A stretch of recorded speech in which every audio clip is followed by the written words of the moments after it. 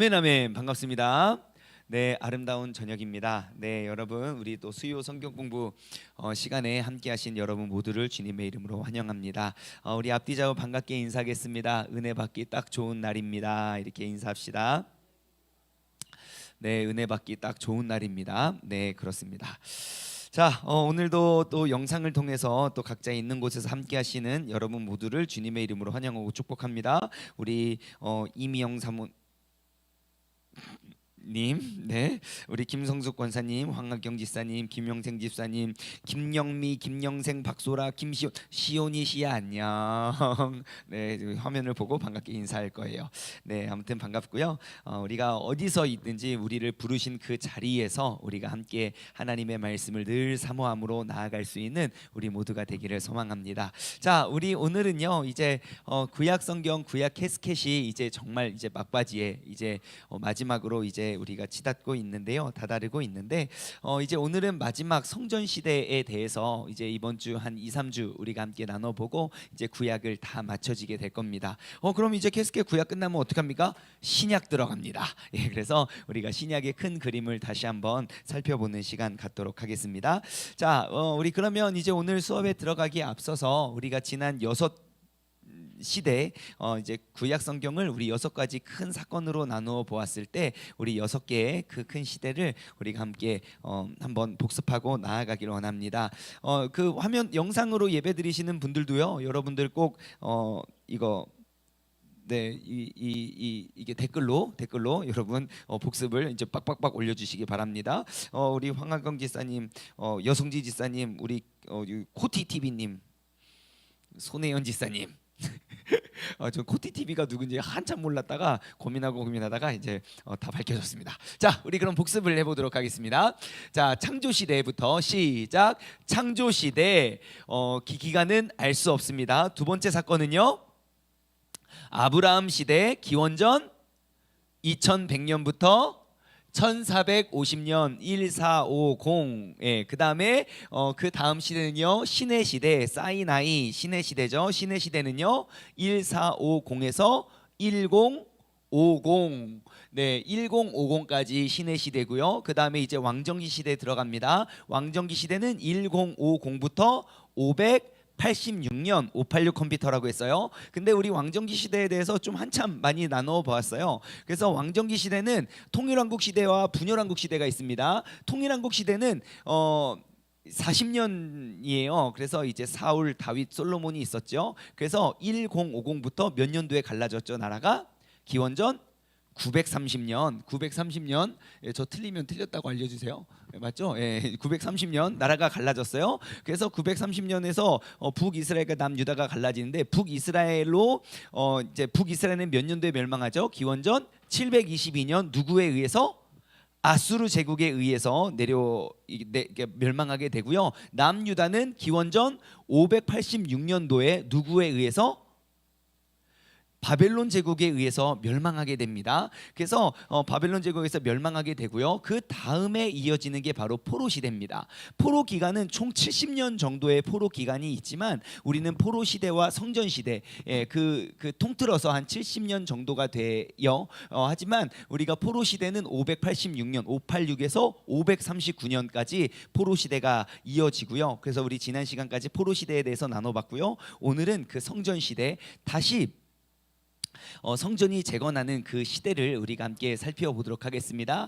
연도는요 기원전 539년에서 430년, 그리고 430년부터 빵년까지 기원 후 AD로 바뀔 때까지 하나님께서는 침묵하십니다. 그래서 이제 마지막 말라기 선지자에게까지 말씀하시고 그 다음에 이제 세례 요한 때에 이제 주 얘기를 예비할 그 사람이 이제 임하게 다다르게 되지요. 자, 이제 우리 구약의 마지막 시대를 공부할 때 여러분 이 연대표를 여러분 꼭 다시 한번 기억하시길 바라겠고요. 제가 우리 수요 성경 공부 올 때마다 진도에 맞춰서 표를 하나씩 나눠드려서 여러분들이 정말 드래곤볼 이렇게 7개 모여지면 용이 승천하는 것처럼 이 하나하나 이거를 모으는 재미로 하라고 했다가 하나씩 하나씩 다 잊어버려가지고 드래곤볼이 지금 다 전 세계 뿔뿔이 흩어지는 결과를 우리가 초래해가지고 지금 고민 중에 있습니다. 이거를 그냥 하나의 합본으로 만들까? 그러면 또 안 되고 아무튼 그래서 아무튼 고민 중에 있으니까 여러분 기도를 많이 해주시기를 바랍니다.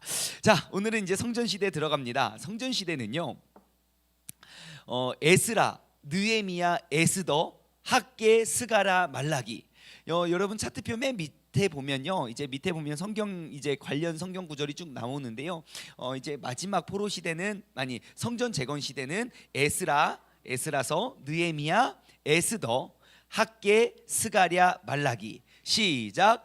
에스라, 느헤미야, 에스더, 학개, 스가랴, 말라기서가 이제 성전 재건 시대에 이제 있었던 일들임을 여러분 꼭 기억하시기 바랍니다. 이 마지막 시대에 통치한 바사의 왕들, 바사 제국이 여기 이제 곰 있잖아요. 예, 이 바사 제국에 의해서 이제 이렇게 진행이 되는데요. 이제 그 바사의 왕들 여러 명이 있습니다. 그런데 우리가 지금 왕들의 그 같은 왕인데 다른 이름을 쓰는 경우가 있어서 우리가 이제 성경을 읽을 때 굉장히 좀 혼란스러운 경우가 있는데 여러분 그냥 알아두시면 좋겠습니다. 같은 왕이지만 다른 이름으로 표현된 것들이 있다는 것. 자, 그래서 우리는 신의 시대와 왕정기 시대에서 나오는 그 성전, 하나님의 성전에는 항상 그 임재를 뜻하는 그 구름이 있었는데 지금 우리 성전 재건 시대에 분명히 성전은 재건됐지만 그 구름에 사진이 없다는 사실을 여러분들 꼭 기억하시기 바랍니다. 그래서 이제 성전 시대의 핵심 인물들 꼭 기억하세요. 기억해 두시면 나중에 또 반복할 때 되게 좋습니다. 핵심 인물은요, 한번 따라해 볼까요? 스룹바벨, 여호수아. 네, 스룹바벨과 여호수아는 굉장히 중요하고 큰 이름입니다. 성전 재건에 거의 이제 두 명의 이제 양대 산맥이라고 보시면 돼요. 모든 일들을 다 진행했던 누구하고 누구요? 스룹바벨, 여호수아. 예, 이 여호수아는 저기 이제 모세의 후계자 여호수아 아닙니다. 예, 여러분 꼭 기억하시기 바라요.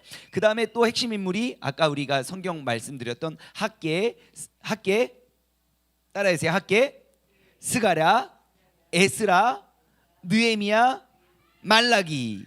예, 말라기. 예, 이렇게 기억하시고요. 그리고 이제 가장 중요한 바사의 왕들이 나온다고 했는데요. 고레스 왕, 다리오 왕, 아닥사스다 왕. 예, 이 정도 이름을 한번 딱 듣고 이제 넘어가면 이제 나중에 이 내용들이 나올 때 여러분 딱 기억이 날 겁니다. 자, 우리가 그 성전 재건 시대를, 성전 시대를 우리가 이게 쭉 한번 이제 큰 그림을 한번 그리고 우리가 좀 이제 디테일하게 넘어가 볼 건데요.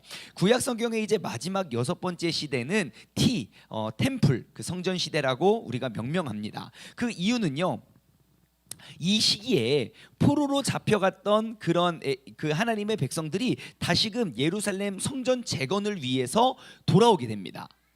자, 그들이 돌아오게 된 목적이 뭐라고요? 예루살렘 성전을 재건하기 때문에 그들이 돌아오게 돼요. 그래서 하나님이요, 바사의 왕, 그때 바벨론 제국을 완전히 몰락시켰던 그 바사의 왕 고레스, 예, 고레 이렇게 외우시면 돼요. 고레스를 하나님이 마음을 그들을 감동시키셔가지고요, 그 고레스 칙령을 내립니다. 야, 유대인들, 왜냐하면 이제 바벨론 제국이 유대인들을 다 끌고 왔거든요. 근데 이제 제국이 바뀌었어요. 이제 바사 제국이 됐는데 이제 고레스 왕이 야, 니들 이제 가, 고향으로 가, 이런 칙령을, 고레스 칙령을 내리게 됩니다. 그래서 기원전 539년에 고레스 왕이 바벨론을 물리쳐요. 예, 뿌라락 물리치고요. 그 다음에 이제 유대인들이 예루살렘으로 돌아간다는 그런 고레스 칙령을 내립니다. 그래서 그 당시 이제 유다의 총독 세스바살과 그리고 이제 무리가 처음으로 이제 1차 귀환을 하지요. 이따가 조금 나누겠지만 뭐 이거는 1차, 2차 이런 차수의 이름은 없지만 첫 번째 귀환과 두 번째 귀환이 있어요. 그래서 우리는 그를 1차, 2차로 설명을 할 거긴 하는데요. 여러분, 그들이 딱 돌아오자마자 첫 번째 했던 일이 무엇이냐? 바로 성전을 재건한 일입니다. 그들이 잃어버렸던 나라, 여러분 제가 말씀드렸죠. 왕정기 시대에 그 왕국이 마침표를 찍었던 사건이 뭐였습니까? 왕이 잡혀간 이후에 나라가 끝이 난 게 아니라고 했어요. 왕은 잡혀가도 그 나라의 역사는 이어져 갔어요. 하지만 언제 그 나라의 역사가 마침표를 찍었나요? 하나님의 성전이 무너졌을 때, 하나님의 영광이 그 성전으로부터 떠나는 환상을 봤을 때, 그때 이제 그 왕정기 시대의 역사는 끝이 나고 포로 시대가 들어갔죠. 그래서 반대로 이제 이스라엘 백성이 다시금 그 나라로 돌아올 때, 그 이제 돌아오는 귀화하는 백성들이 가장 먼저 한 일은 하나님이 거하시는 그 성전을 재건하는 일이라는 사실을 여러분 꼭 기억하시기 바랍니다. 그렇다면 우리가 영적으로 이 사실을 받아들이면 우리가 어떻게 해석할 수 있겠습니까? 어떻게 해석할 수 있겠습니까? 우리도 주님을 떠나고 주님을 멀리하고, 여러분 진짜 마음에 시험이 딱 오면요, 가장 먼저 그 성전과 예배를 세우기가 제일 힘들어요. 우리가 넘어지기 전에는 항상 외칩니다. 여러분, 넘어지더라도 교회 쪽으로 넘어지시라고. 밤새 술 먹어도 교회 와서 새벽 예배 와서 그냥 주무시라고. 우리가 막 사고 쳐도 그냥 교회 쪽으로 쓰러지라고 이야기를 하고, 문제가 있으면 교회로 하나님께 갖고는 하나님께 엎드리라고 하는데, 정말 문제가 딱 발생하면요, 가장 가기 싫은 데가 교회고요, 가장 보기 싫은 사람들이 교회 사람들이에요. 참 신기해요, 그런 거 보면. 자, 그래서 이스라엘 백성들은 알고 있었어요. 이제 이 나라의 멸망의 원인을 알았기 때문에 이 나라의 회복의 시작 역시 하나님의 성전에서 성전을 먼저 세우는 것이 그들의 역할임을 그들은 알게 됩니다. 자, 그래서 이제 다리오 왕의 이제 통치 두 번째 해인 520년에 하나님은요, 두 명의 선지자를 세웁니다. 학개 그리고 스가랴. 누구를 세운다고요? 학개 그리고 스가랴. 그래서 하나님의 백성을 격려하면서 이제 성전 건축을 마무리 짓도록 하나님이 명령을 하세요. 자, 그런데 그 일들 가운데 그 하나님의 말씀을 선포하는 학개와 스가랴의 백성들을, 친구들 조용해봐, 친구들 조용해. 네, 우리 친구들이 아주 신났어요. 자, 학개하고 스가랴를 불러서 백성들을 격려하고 건축을 마무리하도록 하나님이 명령하시는데요, 반응이 너무너무 다른 거예요. 백성들은 그들의 현실이 어떻습니까?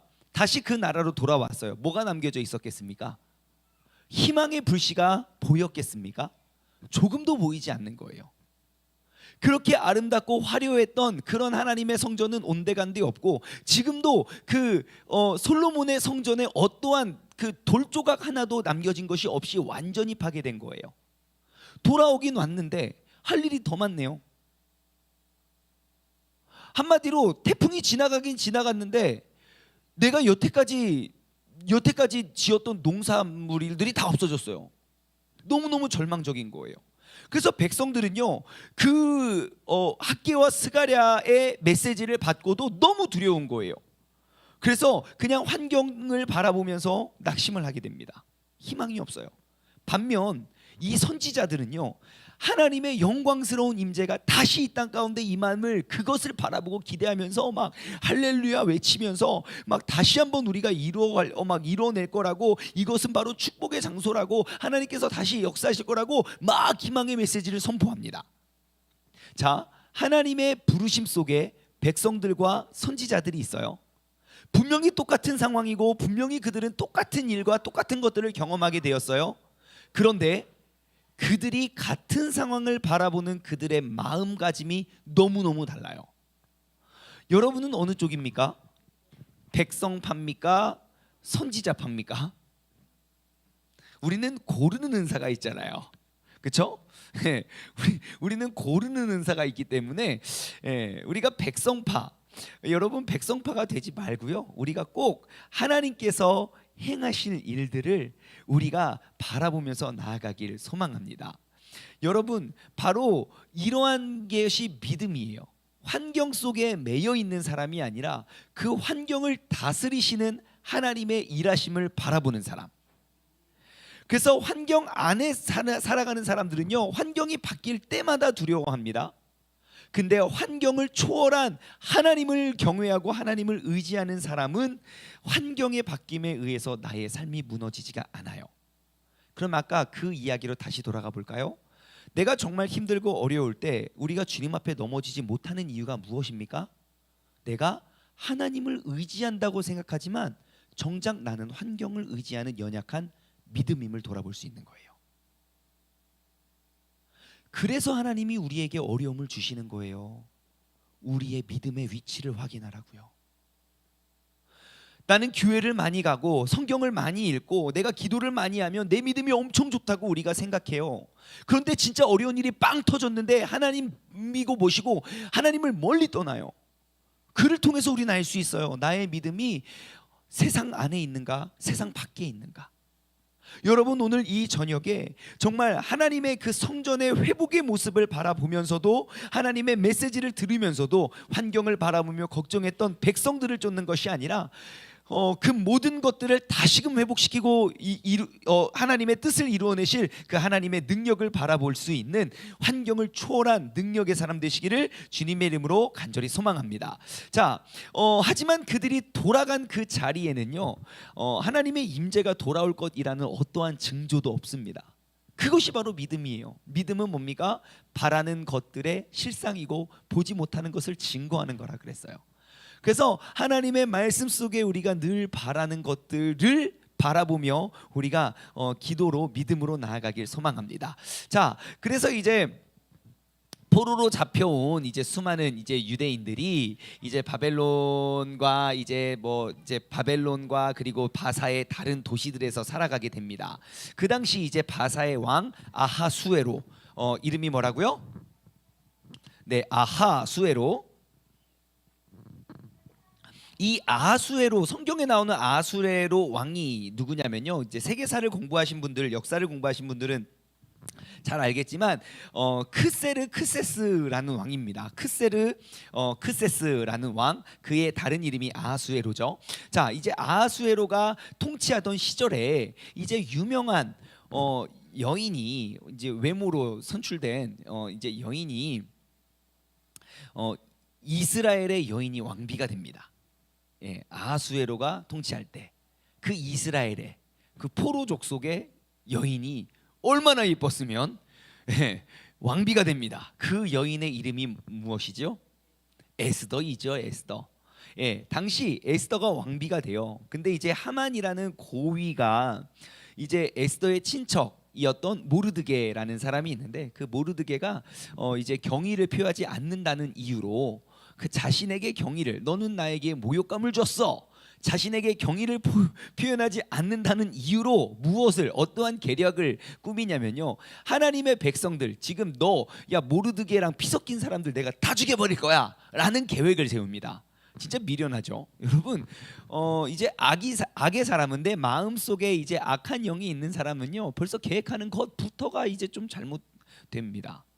저도 항상 그랬던 것 같아요. 예전에 부모님이 어디 멀리 이제 지방으로 가실 때, 이제 부모님이 떠나니까 드디어 이제 나의 왕국이 다다랐구나. 그래서 부모님이 떠남과 동시부터 죄지을 고민만 늘 했었던 게 이제 저의 모습이었던 것 같은데, 항상 우리의 마음의 주인이 누구인지 제일 중요한 것 같아요.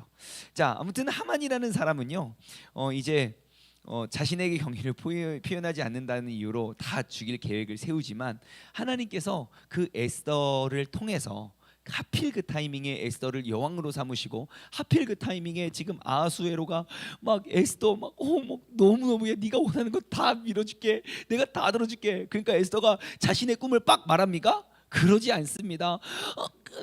내일 한 번만 더 잔치를 열어주시면 말해. 그럼 야, 이거 진짜 엄청난 밀당의 황제 아닙니까? 여러분, 여자든 이렇게 에스더처럼 지혜로워야 됩니다. 야 내가 다 사줄게. 그러면 이것도 사주시고 저것도 여러분, 여자는 그러면 안 됩니다. 튕길 줄 아는. 그러니까 이제 그 아하수에로가 이럴 수가. 내일 하면 하루만 더 기다려 달라고 또 한 번 또 튕기는 거 아닙니까? 역시 지혜로워요. 우리가 그래서 아무튼 결국 이제 모르드게를 매달아 죽이려고 했던 그 상 위에 하만이 매달려 결국 죽게 되지요.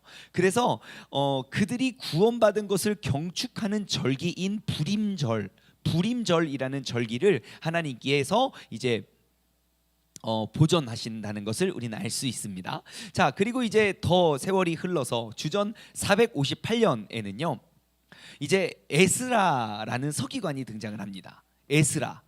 에스라라는 사람은요, 진짜 하나님의 말씀을 늘 연구했던 사람인데요. 이제 에스라가 이제 에스라가 이제 제사장이고 서기관이었을 때, 그때 그 당시 이제 아닥사스다 왕이 있었어요. 그래서 이제 하나님이 아닥사스다를 통해서 야 이제 니들 자 귀환해라 돌아가라.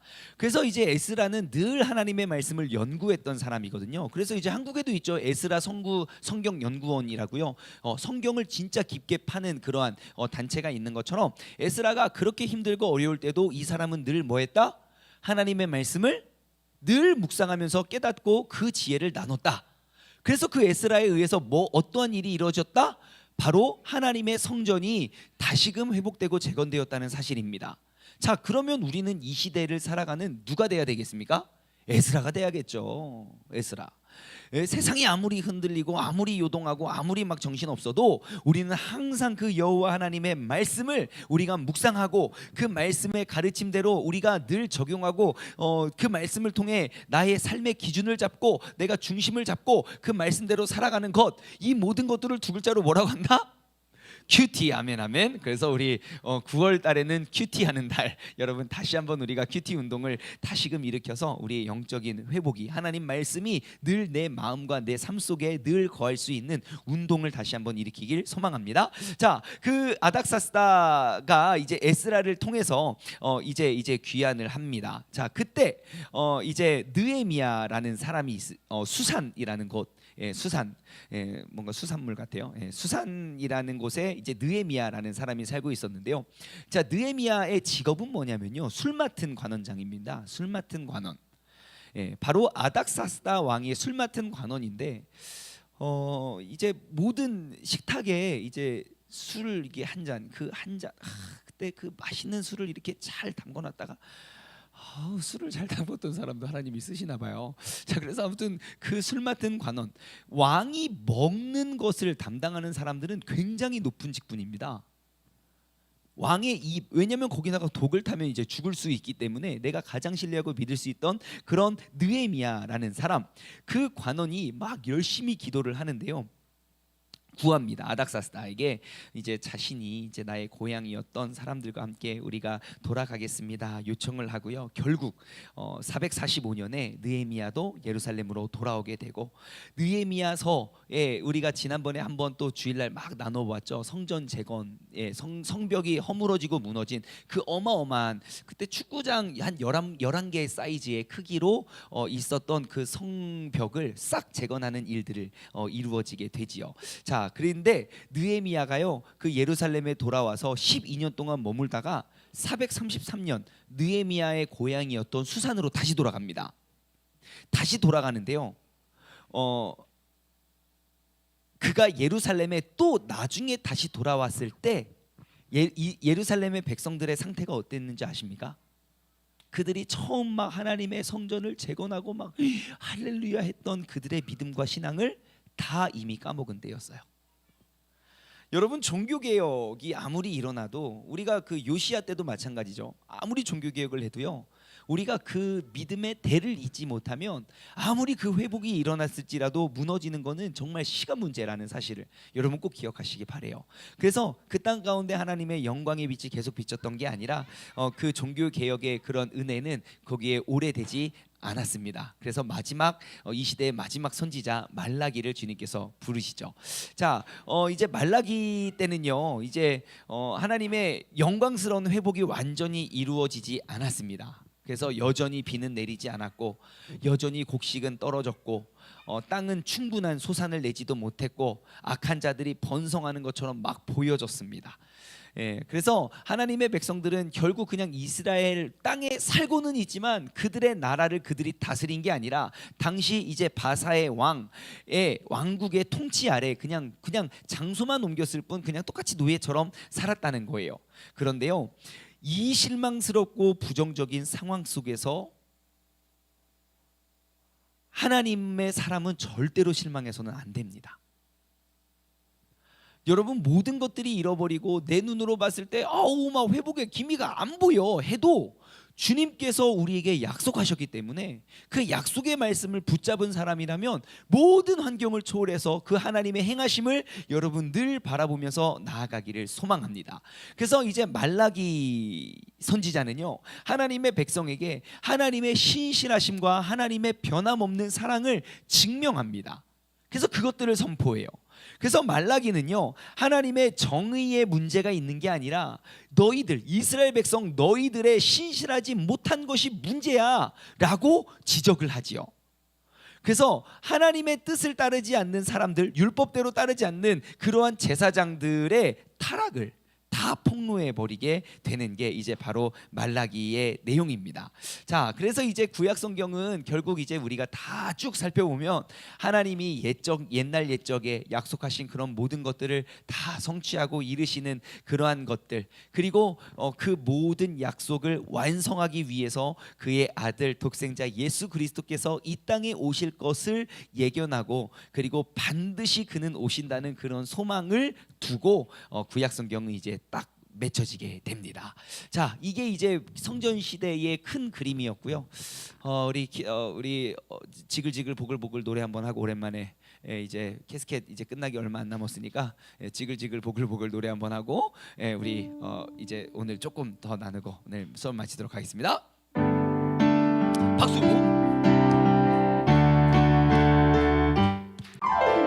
싱글 벙글 우리 모두 고개 돌려 샥.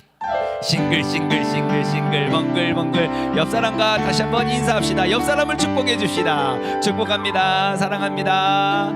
당신이 있어서 행복합니다. 그 영상 보시는 분들도 같이 축복해 주세요. 축복합니다. 하나 둘 셋 넷. 싱글 랄랄라 벙글 싱글 벙글 해.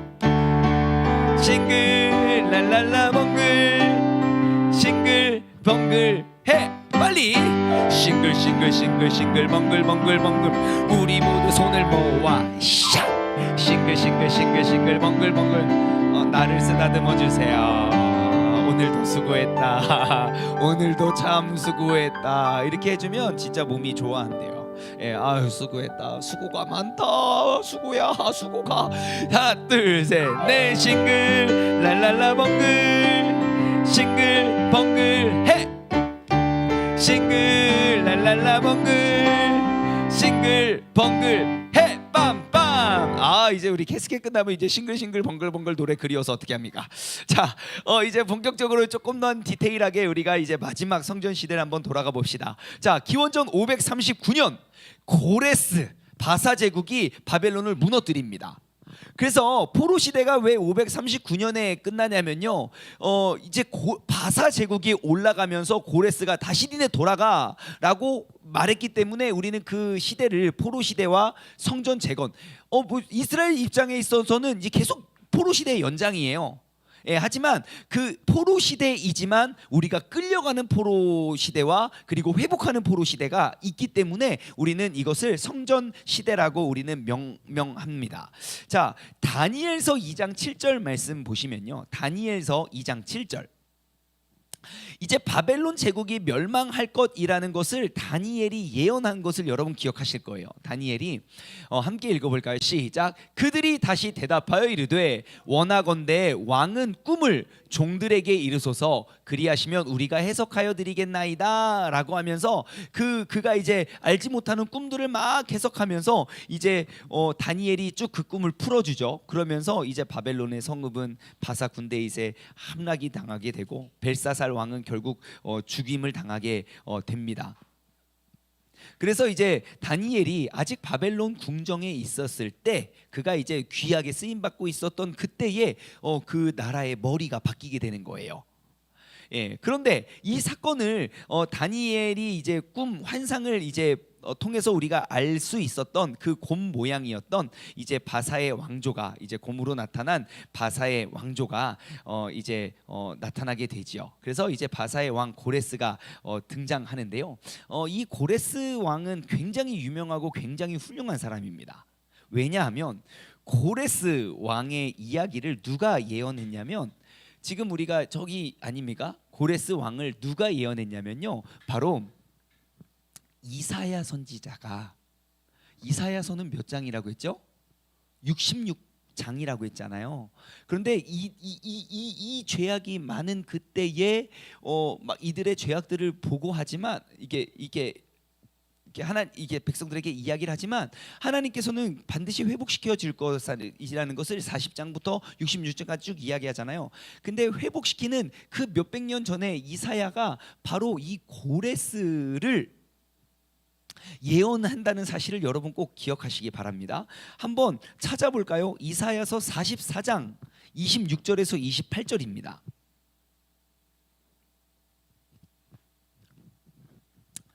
이게 얼마나 신기하냐면 그 이사야 선지자가 어떻게 이걸 알고 몇백 년 후에 일어날 일들을 어떻게 이렇게 명확하게 찝었는지 몰라요. 자, 제가 읽어드릴게요. 그의 종의 말을 세워주며 그의 사자들의 계획을 성취하게 하며 예루살렘에 대하여는 이르기를 거기에 사람이 살리다 하며 유다 성읍에 대하여는 중건될 것이다. 내가 그 황폐한 것들을 복구시키리라 하며 기품에 대하여는 이르기를 마르라. 내가 내 강물들을 마르게 하리라 하며 누구요? 고레스에 대해서는 이르기를 내 목자라 그가 나의 모든 기쁨을 성취하리라 하며 예루살렘에 대하여서는 이르기를 중건되리라 하며 성전에 대하여서는 내 기초가 놓여지리라 하는지라. 자, 고레스가 암시가 돼요. 그리고 45장 1절부터 그 뒤에 이제 45장 1절부터 8절, 지금 이제 시간상 읽지는 않겠지만요, 이사야 선지자는요 하나님께서 그 고레스를 일으켜서 하나님의 목적과 그 뜻을 이루어내실 것을 명확하게 예언합니다. 뿐만 아니라 이사야는요 앞으로 700년 후에 일어날 그 예수 그리스도의 오심을 명확하게 예견하는 사람입니다. 자, 이런 걸 보면 우리는 진짜 하나님을 인정할 수밖에 없어요. 왜냐? 여러분 오늘날 한번 보십시오. 저 오늘도 그런 생각했는데요. 야, 진짜 우리는 내일 일도 예측을 못하는 게 우리들 아닙니까? 여러분 코로나에 의해서 세상이 이렇게 바뀌게 될 줄 알고 있었습니까? 물론 알았던 사람이 그거는 모르는 이야기고, 여러분 우리는 진짜 한 치 앞도 내다볼 수가 없어요. 나라가 이렇게 될지, 경제가 이렇게 될지, 날씨가 이렇게 될지 우리는 어떠한 것도 알 수 없는 게 바로 연약한 인간인데, 어떻게 하루 이틀 뒤의 일을 예측한 게 아니라 몇백 년 후에 일어날 일들을 이렇게 명확히 예측할 수 있겠냐는 겁니다. 여러분 이게 바로 하나님의 능력이에요. 하나님은요 완벽하신 하나님의 계획 속에 인간이 아무리 불순종하고 말을 안 들으려고 해도 하나님께서는 반드시 하나님의 뜻을 이루기 위해 그들을 치시고 하나님께서 하나님의 새로운 길을 만들어 가시는 분임을 여러분 꼭 기억하시기 바랍니다. 그래서 우리는 하나님을 의지해야 돼요. 그래서 우리가 세상을 의지해야 우리가 결국 우리가 그 죽을 때까지 우리는 만족을 못하는 그러한 사람임을 여러분 기억하시기 바랍니다. 그래서 이제 그 고레스 왕의 통치를 보면서 우리 차트에 보시면 이제 고레스 칙령을 내릴 때 옆에 두루마리 뭔가 조서가 하나 있죠. 하나의 그림이 이제 하나님께서 이제 고레스를 통해서 이스라엘 자손이 예루살렘에 귀환하는 것을 하나님께서 일하십니다. 자, 고레스는요 바사 제국을 통치했던 왕입니다. 통치자. 그런데요 고레스라는 사람을 성경은 뭐라고 표현하냐면요, 이사야서 45장 1절 한번 볼까요? 자, 지금 아까 이사야서 45장 1절부터 8절까지 지금 고레스가 어떻게 이것들을 회복하고 해할지를 쭉 기록이 되어 있거든요. 한번 보십시오. 여호와께서 그의 기름 부음을 받고 고레스에게 이같이 말씀하시되 내가 그의 오른손을 붙들고 그 앞에 열국을 항복하게 하며 내가 왕들의 허리를 풀어 그의 앞에 문들을 열고 성문들이 닫히지 못하게 하리라. 자, 지금 다시 앞으로 넘어가세요. 그에게 고레스를 어떻게 묘사하나요? 그에게 기름 부음 받은 고레스라 그래요. 여러분 기름 부음 받은 자를 세 글자로 뭐라고 하는지 아십니까? 메시아이죠. 하나님은요 이사야를 통해서 고레스라는 사람에게 메시아라는 용어를 사용하게 합니다. 그 기름 부음 받은 자, 메시아라는 단어의 의미는 기름 부음 받은 자, 위임을 받은 자, 지명을 받은 자, 그 의미가 바로 메시아거든요. 그래서 그 고레스에게 메시아라는 용어를 사용하게 됩니다. 그래서 하나님께서는 그 바사의 그 예루살렘 사람은 아니지만 바사의 통치자였던 고레스의 마음을 움직여서 그들의 백성, 하나님의 백성들을 예루살렘으로 귀환하도록 명령을 내려요. 이게 조금 인간적으로는 굉장히 이게 상식적으로 이해가 잘 되지 않거든요. 예, 이전의 포로였던 그런 포로를 왜 풀어주냐고요. 근데 이상하게 고레스의 마음에는 그러한 마음이 있어서 그들을 풀어줘요. 자, 그럼 여기서 우리가 알 수 있는 게 무엇입니까?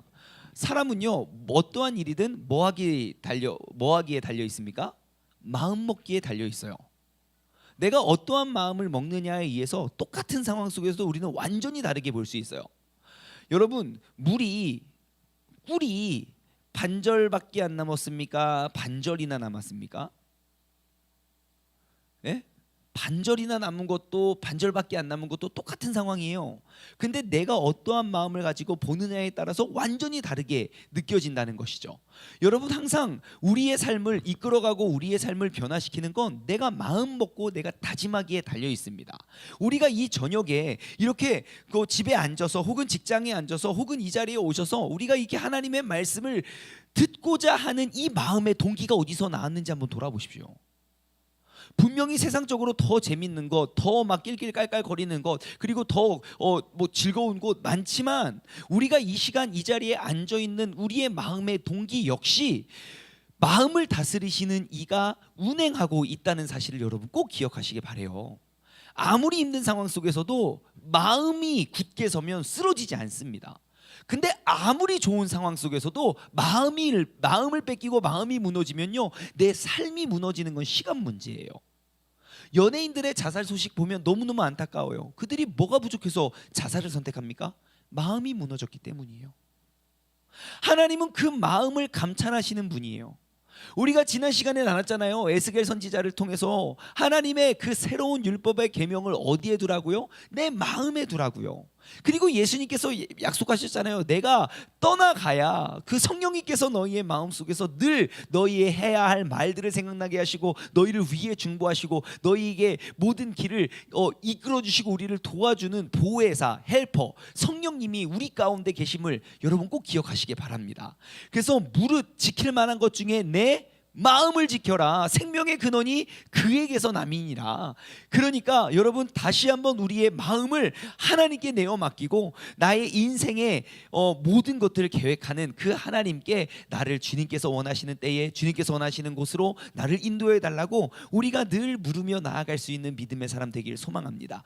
여러분, 마음을 뺏겨서 고생하는 사람 또 한 명 있어요. 누구냐면 바로 출애굽 그 모세가 만났던 바로입니다. 바로에게 왜 10가지나 재앙이 내려갔는지 아십니까? 하나님이 그 바로의 마음을 움직이고 계셔서 그래요.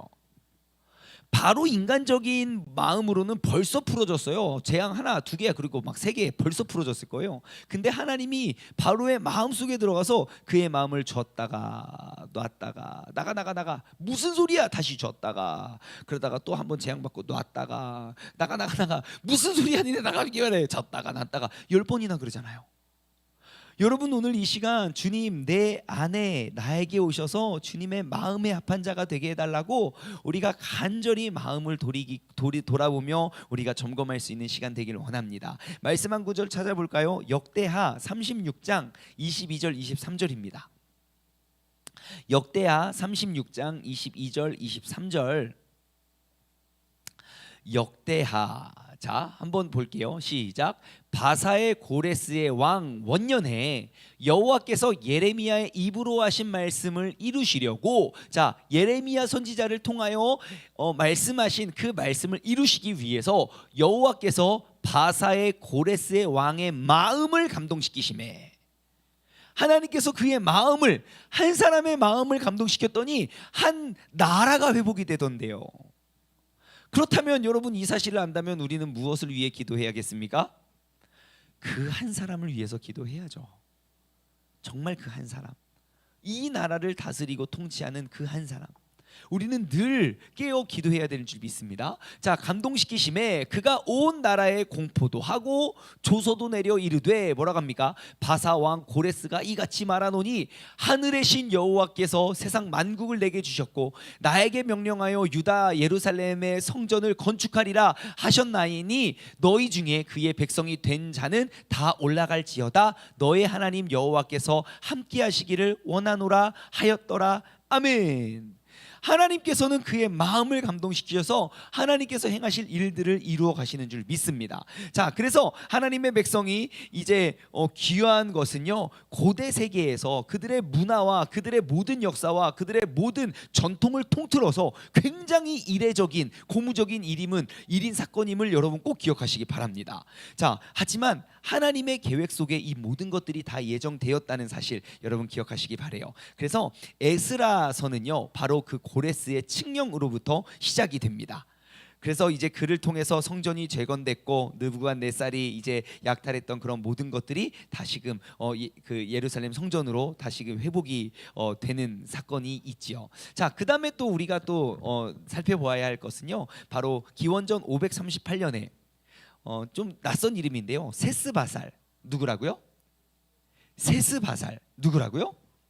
예, 세스바살의 인도 아래 예루살렘으로 1차 귀환이 됩니다. 아까 제가 잠깐 말씀드렸지만 이제 1차 귀환 땡, 2차 귀환 땡 이런 건 없어요. 하지만 그냥 이제 첫 번째 귀환이 있었고 또 다른 귀환이 있기 때문에 우리는 그냥 이것을 1차, 2차 이렇게 나눠 보고자 해요. 그래서 1차 귀환은요, 두 번의 귀환이 있는데 538년에 1차 귀환이 이루어지고 그다음에 458년에 거의 이제 100년 가까이 지나서 이제 또 2차 이제 귀환이 이제 이루어지게 됩니다. 그래서 그 1차 귀환이 있었던 게 바로 에스라서 1장에서 6장에 기록되어 있는 내용이 바로 그 1차 귀환의 모습입니다.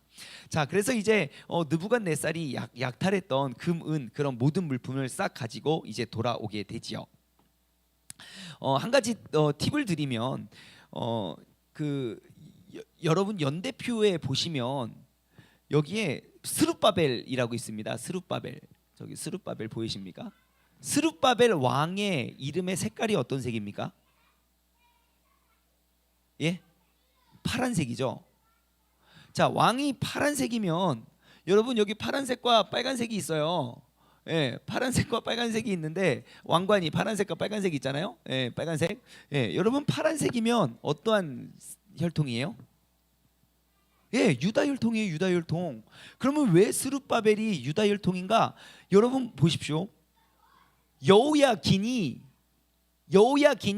나라가 멸망할 때 여호야김의 아들이에요.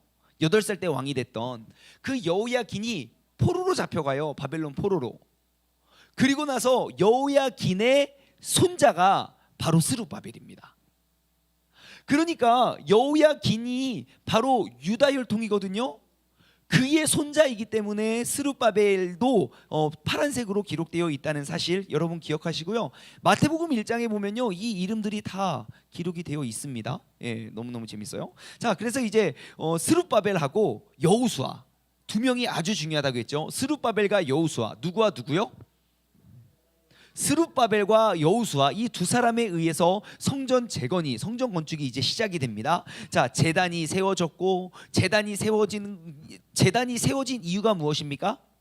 뭘 하기 위해서 제단을 세울까요? 제사를 드리기 위함이지요. 다시 하나님께 온전한 예배를 드리기 위해 제단이 재건되었고 제사가 회복됩니다. 스가랴서 이제 그 3장의 내용인데요. 자, 우리는 백성들을 재건하기 위해서 가장 첫 번째 필요했던 행동은 바로 제사를 드리는 것입니다. 여러분 항상 우리의 삶의 그 예배가 항상 하나님 앞에 우리가 회복되길 소망합니다. 자, 그때 다시 무너졌던 제단이 쌓여지고 그때 딱 예배를 드립니다. 여러분 그때의 장면을 한번 생각해 보십시오. 나라가 완전 쫄딱 망했어요. 모든 사람들이 다 포로로 잡혀갔어요. 그러다가 이제 다시금 그의 고향으로 돌아와요. 뭔가 기대하는 마음으로 한 걸음 한 걸음 내가 이제 고향으로 돌아간다, 고향으로 돌아간다. 마치 지금 남북이 갈라져 있었잖아요. 북한에 억류되어 있던 그러한 남쪽이 고향이었던 사람들이 남한으로 내려온다고 생각해 보십시오. 얼마나 감회가 새롭겠습니까? 그래서 돌아와서 그 하나님의 약속을 기억했던 사람들이 제단을 쌓고 그곳에서 예배를 드립니다. 그때 사람들의 표정이 어땠을까요? 기쁨의 예배를 드렸을까요? 정말 눈물의 예배를 드렸을까요? 아마 그 감격의 눈물이 정말 앞을 완전히 가릴 것 같지 않습니까? 나라를 잃었다가 되찾은 것도 그렇지만 떠났던 하나님의 영광이 다시 내 삶에 임할 거라는 그런 기대감에 아마 그들은 눈물의 예배, 감격적인 눈물의 예배를 드리게 됩니다. 여러분, 우리가 이 시간 우리가 드리는 그 예배를 한번 돌아보았으면 좋겠어요. 내가 하나님 앞에 나와서 한 번 한 번 드리는 예배 속에 나에게는 그러한 감격이 있는가? 여러분, 우리 모든 것들을 잃었다가 되찾은 이후에 우리가 감격적인 예배를 드려서는 안 됩니다. 잃기 전에 우리의 예배가 회복돼야 돼요. 내가 정말 모든 것들 잃어버린 다음에 회복하실 그 하나님, 다시 나 같은 죄인을 살리신 그 은혜를 잃어버린 이후에 우리가 그 감격적인 예배를 회복하는 것이 아니라 오늘 이 시간 이 자리에서부터 내 믿음과 나의 예배를 다시 한번 점검하고 우리가 회복할 수 있는 그러한 시간이 되길 주님의 이름으로 소망합니다. 자, 그래서 이제 스룹바벨과 여호수아에 의해서 이제 성전이 재건되는 일들이 이제 시작되었고, 그리고 이제 성전 건축은 이제 학계 스가랴 선지자들의 예언을 통해서 이제 성전 건축이 쭉 이어지게 되는데요. 우리가 다음 시간에 우리가 선지자 학계 그리고 또 선지자 스가랴에 대해서 함께 나눠보길 소망합니다. 자, 오늘 이 저녁에 우리의 마음의 상태를 다시 한번 돌아보고 점검하길 원해요. 내가 드리고 있는 나의 예배 속에 정말 그 모든 것들을 잃어버렸다가 다시금 회복했던 그 은혜의 감격이 나에게 있었는가? 내가 언제 마지막으로 주님 앞에 진짜 이렇게 엎드리면서 날 좀 살려달라고, 날 좀 살려달라고, 내가 더 이상 나의 힘과 능력으로는 살 수 없으니까 주님 나를 불쌍히 여겨주시고 날 좀 살려달라고 우리가 언제 그렇게 기도하며 나아왔는지 우리의 예배를 한번 돌아보고 점검하고 회복하길 소망합니다. 우리의 삶 가운데 우리를 통하여 일하시고 역사하시는 그 하나님을 우리가 신뢰하고 기대하고 의지하면서 우리가 오늘 이 시간, 오늘 이 저녁에는 우리가 좀 나지막한 목소리로 우리가 잔잔히 우리가 기도하고 오늘 마쳤으면 좋겠어요. 제가 기도하고요, 우리가 이어서 나의 마음, 나의 삶을 돌아보는 그러한 나의 예배를 점검하고 회복할 수 있는 내 삶의 하나님의 거룩한 성전을 회복할 수 있는 기도를 드렸으면 좋겠습니다. 하나님 아버지 감사합니다. 오늘 이 저녁에 우리 수요 선교 공부를 통하여 모든 것들을 잃어버리고 모든 것들을 빼앗긴 후에야 다시금 그 예배의 감격과 그 예배가 회복되었던 그 이스라엘 사람들의 모습을 돌아보게 해주심에 감사를 드립니다. 하나님 아버지, 오늘 이 시간 우리가 이 하나님의 행하셨던 일들을 돌아보며 우리의 예배가 회복되어지길 소망합니다. 하나님, 더욱더 기대하는 모습으로 우리가 주님 앞에 서고 그 우리의 기대를 저버리지 아니하시는 아버지 하나님의 크나큰 크신 은혜와 능력이 우리들의 삶 가운데 임하게 하여 주시옵소서. 이 시간 우리가 입을 열어 각자 있는 곳, 각자 부르신 그곳에서 우리가 주님께 기도하길 원하오니 주님께서 우리의 입술을 주장하여 주시고 우리와 함께하여 주시고 우리에게 힘과 능력을 더하여 주시고 우리의 마음이 이 시간 주님께 돌아오고 회복될 수 있는 그런